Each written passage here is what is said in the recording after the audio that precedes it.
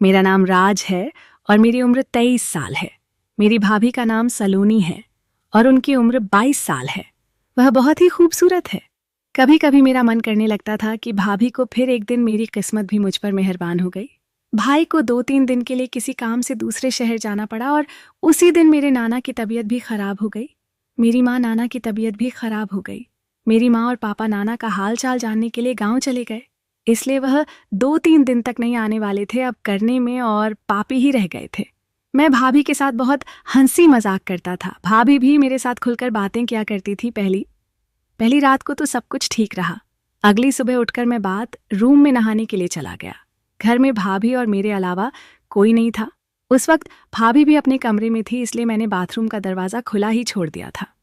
भाभी रोज़ सुबह मुझे उठाने के लिए मेरे कमरे में आती थी, मगर भाभी को पता नहीं था कि मैं उठ गया हूँ। मैं बाथरूम में था। मुझे नहीं पता था कि भाभी एकदम से मेरे कमरे में आ जाएगी। भाभी ने मुझे देख लिया। जब मेरी नज़र भाभी पर पड़ी तो मैं एकदम से सकपका गया। मैंने तुरंत दरवाज़ा बंद कर लिया। थोड़ी देर बाद मैं बाहर आ गया। मैंने नाश्ता किया और मैं तैयार होकर अपने कॉलेज चला गया। जब मैं वापस आया तो दोपहर के 3 बज चुके थे। वापस आने के बाद मैंने नोट किया कि भाभी का अंदाज कुछ बदला सा लग रहा था। शाम को खाना खाते समय भाभी ने कहा, रात को तुम मेरे कमरे में ही पढ़ाई कर लेना, मुझे अकेले डर लगता है। तुम्हारे भैया भी घर में नहीं है? मैंने कहा, ठीक है भाभी। रात के करीब 9 बजे मैं भाभी के रूम में चला गया और पढ़ाई करने लगा। फिर कुछ देर पढ़ाई करने के बाद भाभी और मैं बातें करने लगे। बातें करते करते बात BFG तक पहुंच गई। फिर भाभी ने पूछा, कितनी GF बना रखी है तुमने कॉलेज में? मैंने कहा, 1 थी। भाभी, उससे भी ब्रेकअप हो गया, अब तो मैं बिल्कुल अकेला हूं।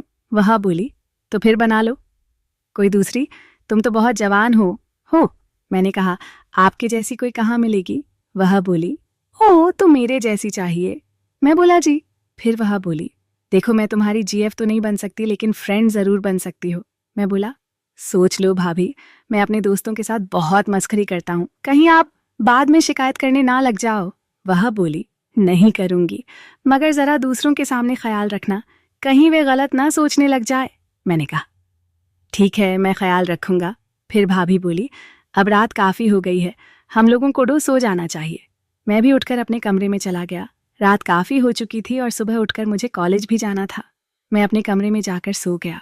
अगली सुबह भाभी ने मुझे जगाया। जब वह जाने लगी तो मैंने कहा, भाभी, आज आप बहुत खूबसूरत लग रही हो भाभी।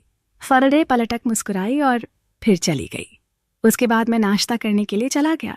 उस वक्त भाभी किचन में बर्तन सेट कर रही थी। मैंने कहा, अब नाश्ता दो भाभी, बहुत भूख लगी है।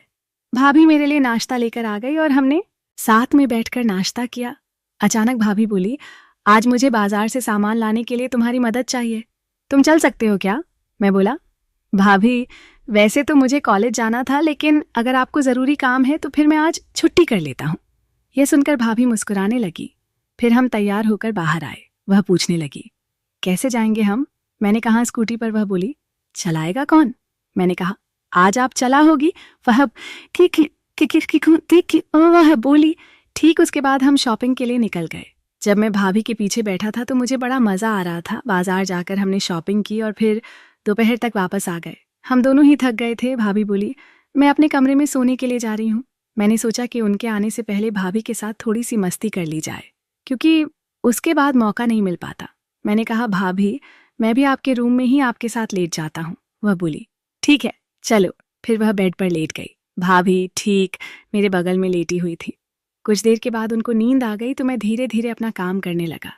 तभी भाभी एकदम से उठकर बोली, करना है तो सही से करना, मैं मना कर रही हूँ क्या? मैं ये सुनकर हैरान हो गया, लेकिन साथ ही खुश भी। और फिर करीब 3 घंटे बाद में अपना काम पूरा करके अपने कमरे में आकर सो गया।